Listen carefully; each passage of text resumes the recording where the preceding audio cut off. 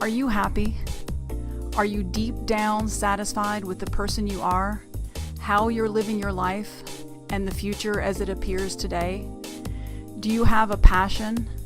Is there any one thing in your life that is so important that it makes prioritizing everything else simple? If the answer to any of those questions is no, do you have any idea why? Welcome to the Veramore Speaks podcast. I'm your host, Dawn Keegan, co-founder of the dating app Veramore and the nonprofit app Hero Harbor. Happiness, mine and that of others, is something that's always been very important to me. I've devoted my life to understanding how we take the things life throws at us and combine that with our own special gifts to come away with an experience that, while not always perfect, is one we are proud of and allows us the fewest regrets and least amount of heartache. Whether through my personal musings or conversations with guests, the aim here is not to find a one-size-fits-all to-do list of change, but instead a mindset that lessens our fear, reduces judgment of ourselves and others, and frees each individual to build the life that truly represents happiness for them. Thank you for joining us on the Veramore Speaks podcast. I've always worked to provide the most honest, helpful content I could in forms that reach the largest possible audience. And my extreme dislike of greed-driven organizations means I do so without ads or sponsors. But for us to continue improving with better guests and more consistent production quality, we need your help. If you have found any value in what we do and the content provided, please show us a little love by making a contribution directly to the podcast or as a tax-deductible donation on the heroharbor.org website. Thank you again for listening, and please enjoy the show.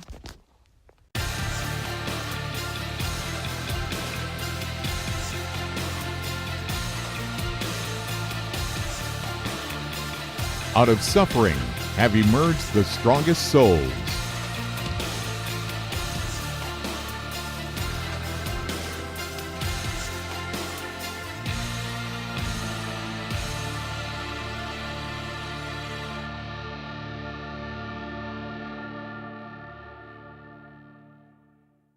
Welcome back and happy Saturday. What you're about to listen to is part one of an amazing story. There's happy, there's sad, there's traumatic, there's inspiring.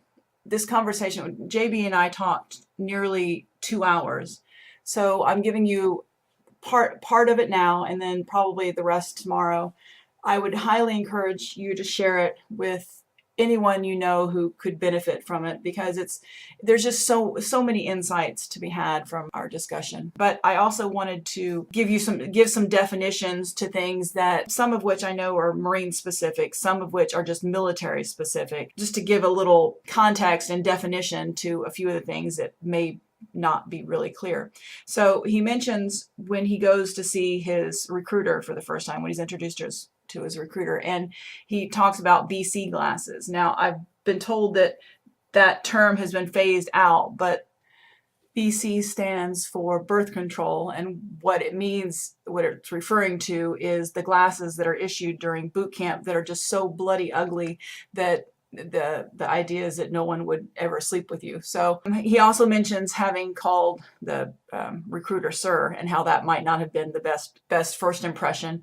And the reason for that, and any military person understands this, but especially a senior enlisted person will often take a certain level of offense at being called sir, because the idea is, I work for a living. Now, that's not to disparage our officers. Many of them are, get in there and work right alongside. The general idea is that an enlisted person doesn't want to be confused with an officer. He mentions in boot camp being the guide, and I don't recall exactly what the guide does, but it's a leadership position. It's coveted, and it's, as you'll see from hearing him talk about it, it's, it was very important to him, having been awarded that position. He mentions third phase, and Marine Corps boot camp is 3 months. And so third phase is the last part and your senior level recruits, you've started getting some more privileges, and so that's all it is. It's you're wrapping up toward the end of training. He mentions having graduated PFC meritoriously. All recruits go in as privates. If you've had a certain amount of college, you can be awarded the rank of E2 PFC, but in his case, it was through, and he received he was awarded a number of ranks meritoriously, and that's all that means is that you don't necessarily have to spend what we call time and grade or acquire the points through physical fitness test. You've done other things that it's a promotion, same as it would in civilian life. But it's just you're given that rank based on your achievements. More, you understand. He mentions two things. He mentions MCT, which is Marine Combat Training. He also mentions Marine MLG, which is Marine Logistics Group. You hear when he talks about MLG, his objection to going there, and it's simply because at this point he'd already spent a significant amount of time as a combat Marine. So the idea of going back into a support role was just really uncomfortable for him. And as you'll hear him say, he felt benched in a support role. It's like telling the quarterback that, they now have to be the water boy. It's not a comfortable place to be. He mentions when in reference to a doctor serving as PSD, and that's, in other words, he was basically that doctor's bodyguard. PSD stands for personal security detail. And then the last thing in terms of terminology, he mentions at some point getting his bell rung multiple times, and that's just referring to additional concussions, additional head trauma. Then there were a couple other things that occurred to me when I was editing and re-listening to our conversation, and that was that especially if we've joined voluntarily, we so often want to be where the action is. You've gone through all this training. It sort of feels like a waste if you don't use that, if you don't go and put that into. And I know that when I volunteered to go to Desert Storm, my thought was, I'm a Marine, this is what I'm supposed to do. I may not get another opportunity to experience this. And it had nothing to do with wanting to kill people or wanting to see death for that matter. It was just a matter of wanting to go and experience something that not only most of the country wouldn't experience, but even a significant number of your fellow service members don't see. And there's just some of us that we just have that personality. We have that, whether you can call it adrenaline junkies, you can call it thrill seekers. I don't think that really covers it. It's simply a matter of we know we can do it, and so we want to do it. And it's important that we have both types of personalities.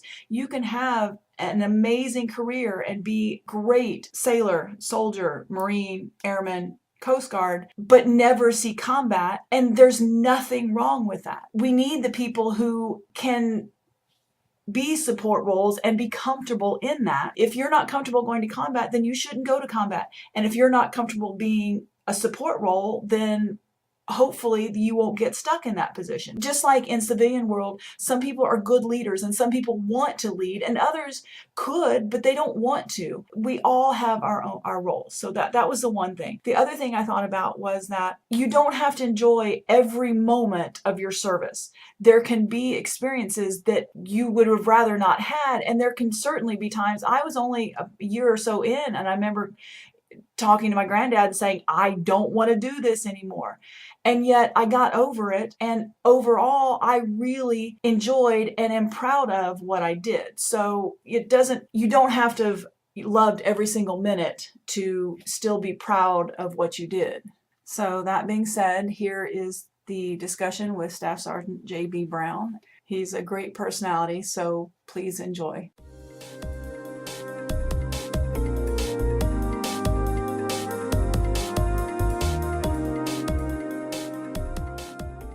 Welcome back. This evening, I have the pleasure of speaking with fellow Marine Staff Sergeant J.B. Brown.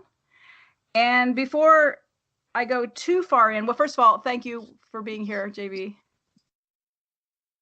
It's my pleasure. I'm super excited. This is a really cool honor to be on this. As a way of introduction, I'm going to read a little bit of the email that you sent me. Now, JB and I connected through social media I was lucky enough that he went from one of the nameless, faceless strangers that was following me and I knew nothing about him to somebody who's now in the app. But when he created his account, I reached out to him and sent him an email and just, welcomed him and said, thank you for being here. And then tell me a little about your story. And so this was the email I got back from him, or at least part of it. He says, "Hi, Dawn. I found you on Instagram as I followed you pretty early. I want to support veteran-owned businesses. When I looked into what you are doing, I felt moved to create an account. I have struggled in the past with PTSD and depression pretty badly. I was injured in Fallujah, Iraq during combat operations and was retired. I wanted to stay in until I couldn't go anymore. I spent 12 years in the Marine Corps, and when I was retired, I spent the next 4 to 6 years trying to figure out who I am and what my identity is. As you can imagine, the PTSD and depression hit pretty bad off and on during all this." And you go on to say that, as with so many of us, that it's never 100% gone, but you're here, and for that I'm so thankful. What I would like is for you to just tell your story. I'd like to know how you got in the Marine Corps, your path to getting there, what you did, and just what brought you and us together today. Yeah, absolutely. So I grew up right outside of Los Angeles in Southern California, kind of inner city. And when it came time for me to graduate high school and stuff like that, I wasn't ready to go to college yet. I just knew that I wasn't ready. I had a girlfriend who was very important to me, who happens to still be my wife to this day. And I wanted to be able to give her something a little bit more, knowing that I wasn't going to go to college yet, and she was already in college. And I decided to start looking into services. I looked into a few of the services, and I just wasn't kind of jiving with it. I wasn't feeling it. And I had a good buddy who was a Marine sergeant that was a few years ahead of me out of high school. And I talked to him about it one day, and I said, hey, I'm thinking about joining the Marine Corps. And he said, before you do that, I'm going to come over and talk to you, kind of let you know what it's about. And he did. And as Marines, they keep it real. And that's what I needed. And so he took me to a recruiter buddy of his, typical old school Marine staff sergeant, had the crew cut with not the issued BC glasses, for those of you know who those are, but he had the issued glasses.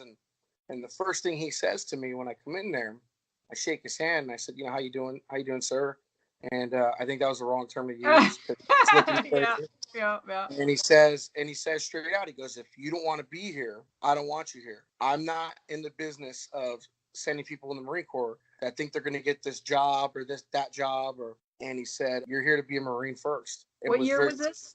And was very cultural about it. This is in 98, end of 98, 99. Mm-hmm. And so I fell in love with the guy.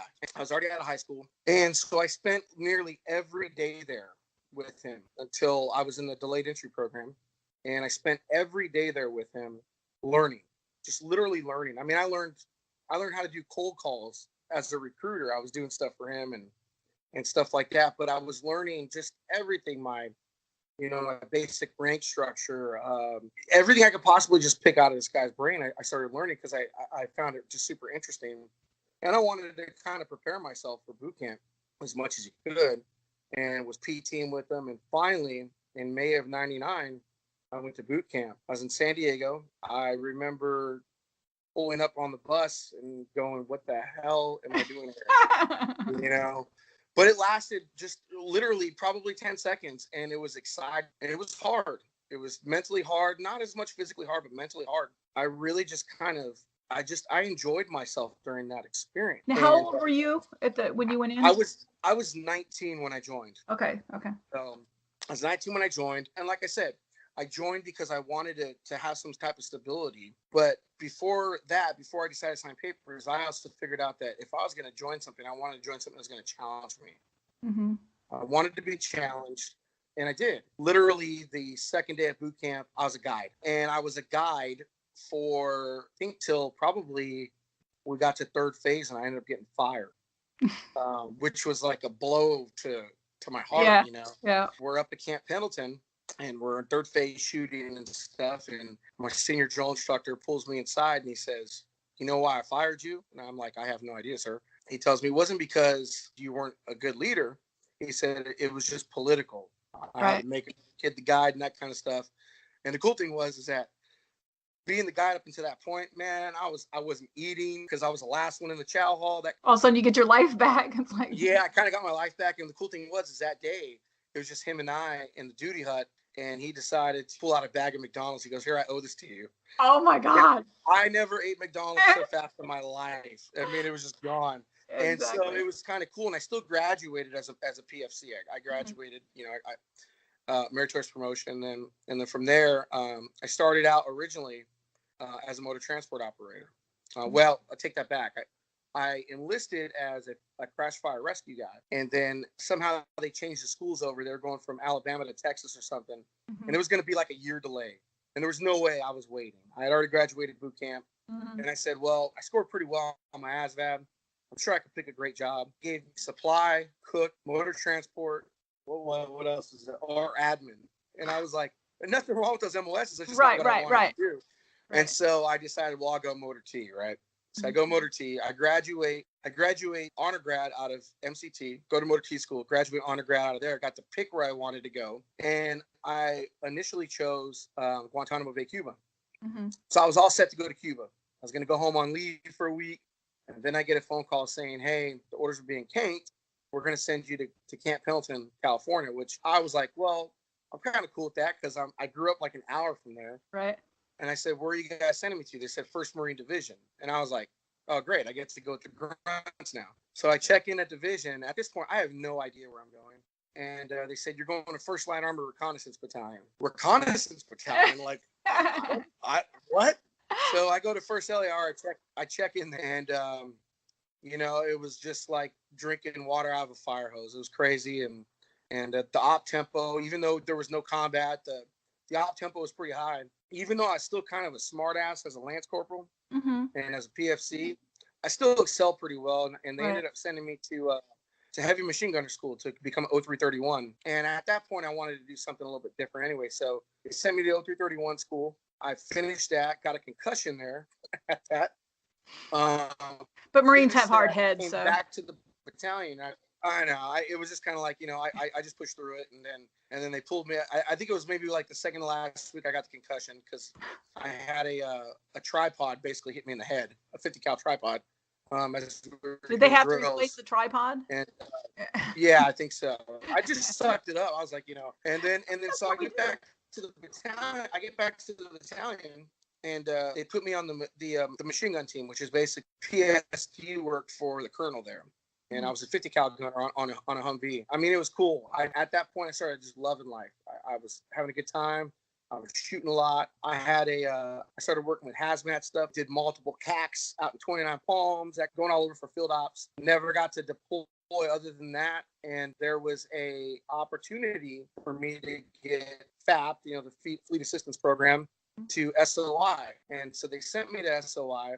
I get put in with the MCT company. I was just going to be a driver. And they found out that I was an 0331, which most of those guys were at 31. And so they said, nah, dude, we're not going to make you that. We're going to make you an instructor here, even though you're a FAP. Right. So I became a machine gun instructor for them, which was like the time of my life. I was a corporal. Lance Corporal just picked up corporal at the time. You know, I mean, it was great. Then I go back to my unit, I guess, after 9 months, and I put in for re-enlistment orders to go back to MCT to become a Marine combat instructor. And that's when 9/11 hit. So everything kind of slowed down. All the orders kind of pulled back. And my lieutenant had come up to me and asked me, he said, hey, do you want to deploy with us? And I said, absolutely. Like, there's no way. I'm already a team leader by this time. And so we go to the colonel. It was 3 of us. We put in our extension packages, and a week later, I get a notice from headquarters Marine Corps saying, nope, you got to go to MCT because we're back. And so my heart was, and that was kind of my first experience of just kind of like a depression, because I went to MCT, went back to the company that I was with, became an instructor there, and worked with those guys doing machine guns and still driving, watching all my boys on CNN as they're invading Iraq. I got pretty bad, and I was just really had some anger issues, and I was taking it out on the young privates and PFCs there that were students and stuff. And finally, I got an opportunity to deploy. I went with a buddy of mine who took the recon NDOC. I wasn't going to take it at all. I drove him that morning. I was in PT gear, and the gunny there goes, hey, are you taking the NDOC? And I was like, nah, dude, I'm not doing this recon thing. No way, you know? And, you know, then he calls me out, of course. And when you call a Marine out, you never back down. So I ended up taking it. I definitely wasn't physically ready for it, but I passed. He said, we don't have any slots open yet, but we do have an operations chief slot open for a motor transport guy over there. They said, but you can lap move and kind of go into recon as you're there. So I said, yeah, absolutely. When do I got to leave? And he said, well, if you sign these orders, you leave in 4 weeks. I've never seen orders move that fast in my life. That took me to 3rd Recon out in Okinawa, Japan. My wife and my son at the time stood here in the States. And when I got there, I told the master sergeant, the ops chief, I said, hey, you send me to any school that you want to, anything. I don't care. I have no family. And he kind of said, be careful what you wear. And so I just started busting through schools and stuff and became a rescue swimmer out there, that kind of thing. And then I want to interrupt you. Hang on. I want to interrupt. Were you stationed at Schwab, I assume? I was at Schwab, yeah. What's that? Best camp on Okinawa. I was Northern Bureau Chief, so I lived on Hanson, but I covered Hanson, Courtney, Schwab, and the NTA. So yeah. Oh, it's beautiful out there. I spent so much time on NTA, so much time at Schwab. Like, to me, it was like a hidden gem on Okinawa. Oh, it's amazing. The water. Everybody's like, oh my God, yeah. I was dive qualified when I got there, but I got my advanced open while I was there, and it was just, it was absolutely amazing. The cool thing was I never dove before I got there. Mm-hmm. I did the pre-dive program, and my neighbor in the barracks was a dive locker chief. Mm-hmm. So we used to go out on the weekends using Marine Corps gear. That's awesome. Diving in the water. So I learned how to dive like that from a master diver, which was great. Mm-hmm. And so anyway, we ended up getting orders to go to Fallujah. We were going to replace 2nd Recon. We get to Fallujah, and right before we get to Fallujah, I get called by the first sergeant, said, hey, I need to talk to you. I go in there and he says, hey, we got this opportunity, and I think you'd be a good platoon sergeant for it.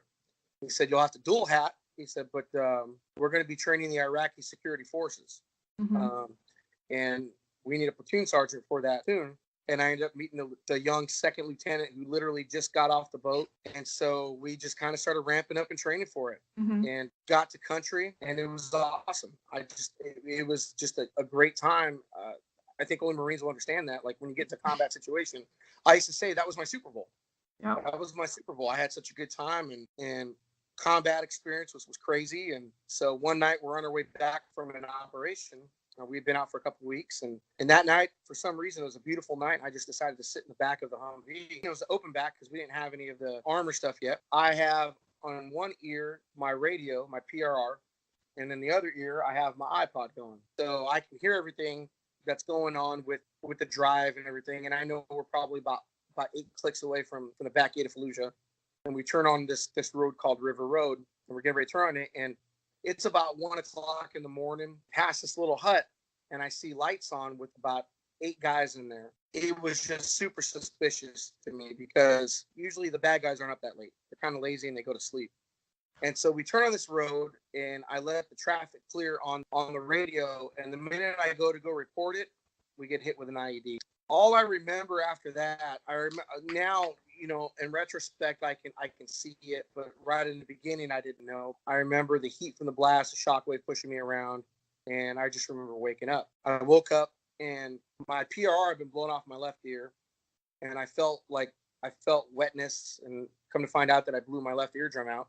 And then I was kind of calm when I woke up, and it's like the movies. Anytime you hear that, like when somebody gets blown up, it's kind of that real shallow sound. You don't hear a lot of things, and all of a sudden it just comes right back to you like that boom, and it comes back to you. And I wasn't freaking out, and this is the reason I wasn't freaking out. In my iPod, in my ear, I had George Lopez playing. I was listening to some comedy, and George Lopez's voice sounds a lot like my dad. Oh my God. And I think I made the connection. It was like, and it just kind of calmed me down. I put my radio back on, and they're reporting KIAs, and I'm like, oh my God, we lost guys or whatever. So I hop up and I jump to the front of the V, and my lieutenant's sitting in the front, and he's going, Brown's dead, and I'm like, and I'm literally leaning on the side of the vehicle, and I had to smack him, and I was like, hey, and he wasn't paying attention. I grabbed his Kevlar, and I said, hey, asshole, I'm fine. What's going on? Give me the situation, you know. And we had the vehicles behind us hit, door open, the back door open to go run down there to go find, to go see if the guys are okay. And the lights come on. You know, we were driving blackout and everything like that. And at this point, I didn't even know what was going on. I had no idea I'd been hit. And so fast forward to the next morning, I get on my guy's bed down and I have a terrible headache. I can't see straight. I woke up scratching my face and I noticed a bunch of blood on my hands. And I had pulled out a piece of shrapnel in my face. I had no idea. And I kind of got peppered. And so I run to the BAS and I said, hey, and they pull a couple more pieces out and they're like, yeah, it looks like you might have got some stuff in there. For the next 2 weeks, we were grounded. We weren't going out. And I just kept having these terrible headaches to the point where I ended up having to go suck it up. And I went to the battalion surgeon, who was just an awesome guy. And I said, hey, sir, I'm having these horrible headaches, man. Like, this is what's going on. And they x-rayed me, did everything they could there. And they said, hey, you know, we're going to end up sending you to Germany. And I said, like, hell, you're sending me to Germany. I'm not going anywhere. And I had to fight, really, really fight to stay there. And I ended up getting to stay there because they're just like, well, we're going to monitor you. So I ended up becoming PSD for this battalion surgeon who was a Navy captain on the line to get a star. So they were like, hey, we need to give him some PSD because he's going out with the teams. Right. So I ended up doing that. We got hit a couple more times, got my bell rung, saw some pretty nasty stuff out there. And like that, we get back to Okinawa. And it was like one day I was in combat, the next day I wasn't. Really, in retrospect, I probably should have gone and gotten my head checked out because I had some pretty significant brain damage. I get back there. So my wife, my kid, and my mom were there at Okinawa waiting for me. And they just noticed I was different. Mm-hmm. Everything about me was just kind of different. My attitude, I'm an extrovert. I was kind of an introvert then, and they stood out there for a couple more months. They kind of just hung with me, and I ended up getting orders to the drill field. I go to San Diego, go be a drill instructor. I noticed that I can't memorize anything. Like, my short term's just gone. I never had a problem with that. I wasn't struggling, but I was struggling inside. Mm-hmm. I'm struggling inside because I just wasn't me again. And I guess the blessing in disguise was post-grad. I was about halfway through and I ended up blowing my knee out. They weren't keeping any broken students. Right. So they send me to Quantico. So I get orders to go to Quantico, go to Weapons Field Training Battalion there. And I have no idea what I'm going to do. They just send me there. Check in and I go see medical and they're like, man, have you gotten an MRI done or anything lately? And I said, no. And so they send me up to Walter Reed, put me through like 3 days of testing. They come to find out my brain was still really badly bruised. It was still had inflammation. It kind of affected my speech sometimes. I got hit with a piece of asphalt. We ended up finding out later, maybe a few days after I got hit. I got hit with a piece of asphalt about the size of a basketball in the back of my head. So it messed up my neck too. Mm-hmm. And so I was wondering why I was having all this neck and back pain and everything like that. And of course I was just sucking it up, running PT and doing everything I can. And, you know, being a Marine. Yeah, I figure I'll just run it out of me. It'll be fine. And my body just was constantly hurting. And finally I go to Walter Reed, do all that stuff. We want to keep you in this outpatient program here. We're going to transfer you up here. They transferred me up to Walter Reed. And for the first week, I was a stone. I wasn't saying anything. And finally, I just said, I got to start kind of fixing myself because I was having horrible nightmares. I was having depression and up and down, stuff like that. Stuff that I never thought would even happen to me. I mean, because I was in combat, but I was like, you're a Marine. We're supposed to be able to take it. That's what I'm trained for. Yeah. Yeah. It didn't bother me while I was there. And I never thought it would come back to hit me later. And it did. And it hit me really bad. And so I went through this intense outpatient program, ended up staying at Walter Reed Bethesda for about a year. Oh, no, over a year, about a year and a half. And kind of faked my way through the funk and decided I wanted to go back out to the fleet and fake my way through it. Told the doctors everything they needed to hear. Right. And got orders back out to the fleet. And I called my monitor and I said, hey, I want to go to 1st Recon Battalion, or I want to go to one of the recon battalions. And he's like, no, I got a job for you. We're going to send you to the MLG. Right. Mm-hmm. They send me to you send a guy who's been with division his whole life to the MLG, just like the recon unit, who's got some major PTSD and anger issues. It's not a good mix. And I said, you know, what are you sending me there? He said, you're going to be a combat trainer, basically. I was basically helping those guys get ready for combat. It feels like being benched. It's exactly what it was. I was benched. Yeah. I was benched. And so I get there, I check in, and I'm really trying to play it cool.